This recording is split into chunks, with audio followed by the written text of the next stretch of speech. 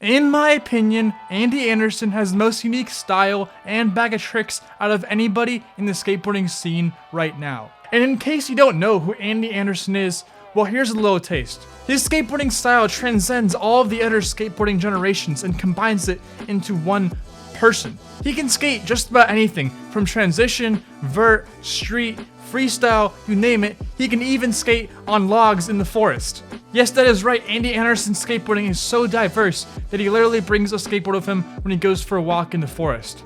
Andy's style has no boundaries for him. He can do anything he wants, and he takes obstacles in the most unique way that you would never see any other skater do. He skates with a helmet, an open mind, no rules, no boundaries. Yeah, I don't want you damaging our property. Yeah, I get what you're saying, man. I just wish I can't ask you to do this, but I wish you were polite about it. And limitless opportunities for creativity. He combines all skateboarding styles into one to take down whatever obstacles come his way in the most unique way possible. From smooth skate park ramps to crusty ledges and literally trees. You're right. Yeah, I'm totally fine. And throughout his journey of skateboarding quite literally everything, it has landed him a unique spot to be at the very top of skateboarding only when he's 25. So without any further ado, let's get into the story of Andy Anderson.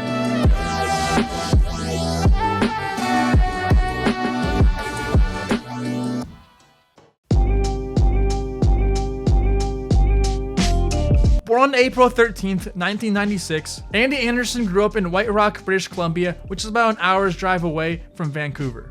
There isn't much information out there on the internet about his parents, but it's obvious that they were a very good influence on Andy, as he was known to be one of the friendliest kids around. Every day, Andy had the option of either taking the school bus to school or having his parents drive him, but instead, he chose to walk. Why, you might ask?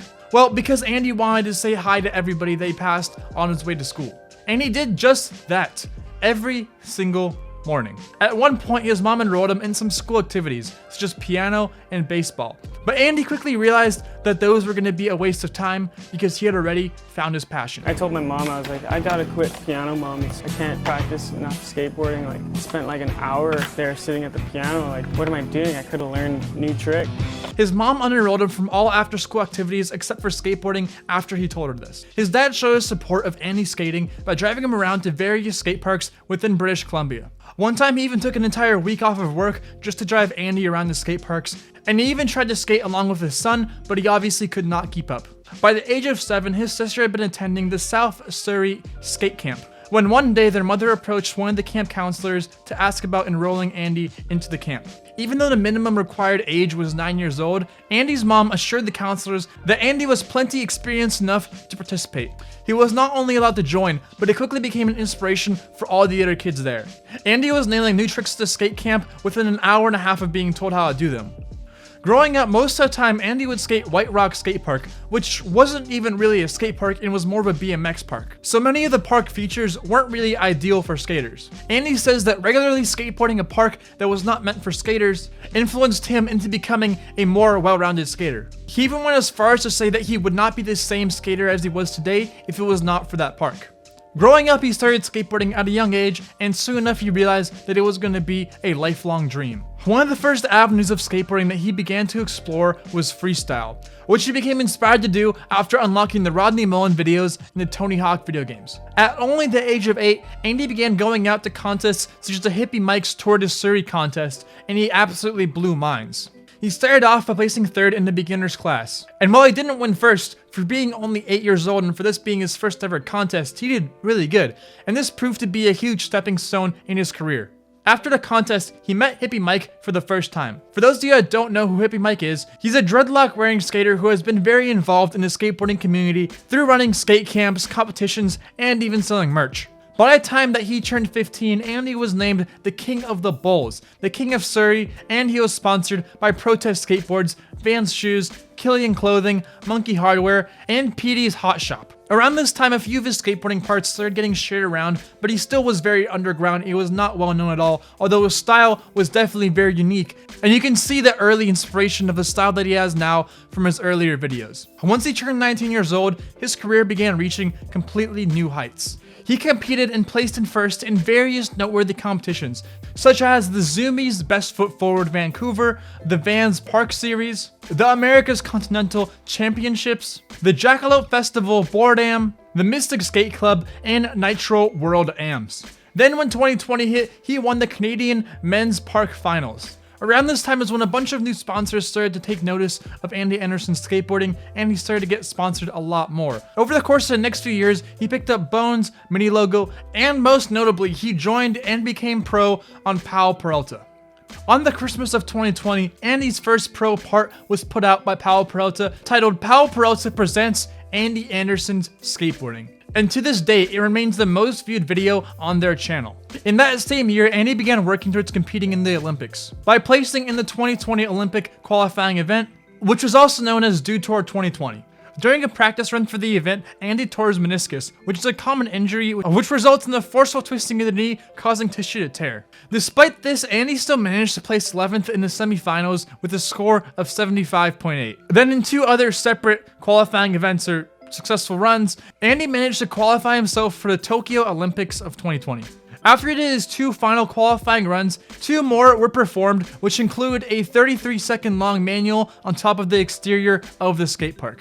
As we all know, the 2020 Olympics had to be delayed for a year, which was good for Andy because it gave him more time to prepare for the event. And unfortunately, Andy did not do as some of us may have expected, and he only placed 16th in Men's Park. However, we may have been able to judge his runs a little bit better if NBC had not screwed up their broadcast. But that rant is in a whole different video.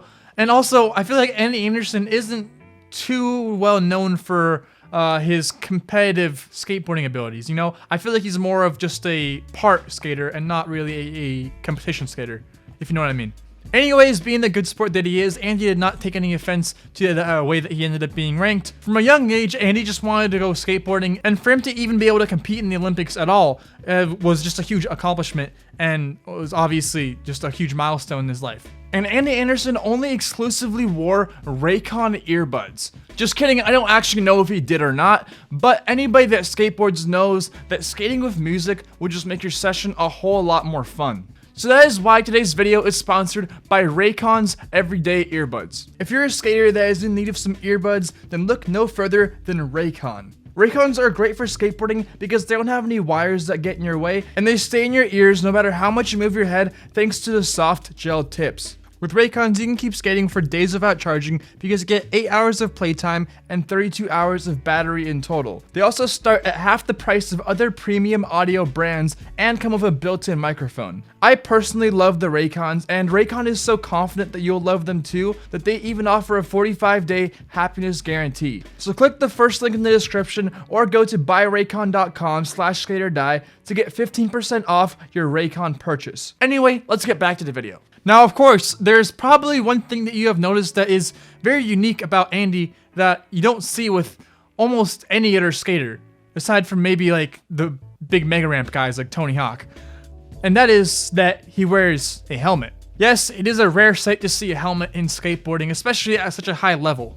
Now I could go into the whole intricate details of why helmets are not cool in skateboarding, but I'll leave that for another video. But basically what Andy is doing is counterculture of counterculture, because in skateboarding it was cool to not wear a helmet because helmets were, you know, they're wacky and they keep you safe, and most importantly everybody wore one, so it was kind of counterculture to not wear one. But now, because barely anybody wears a helmet in skateboarding, it's actually counterculture to wear a helmet.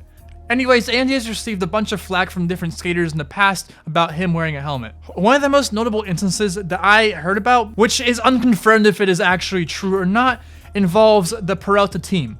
Supposedly, the team would hide his helmets before practice sessions, but he would always find another one before he went out to skate. And after the team realized that he always had a backup somewhere, they decided that it would be a good idea to piss in his helmet before he was going to use it. Once again, this is totally speculation. This was entirely based off a Reddit comment, so it's unclear if it's actually true or not, but if it is true, it's really fucked up, and I could kind of see it being true, but I honestly just hope it's not. Today, Andy Anderson spends most of his time skateboarding and living out of his ambulance in LA.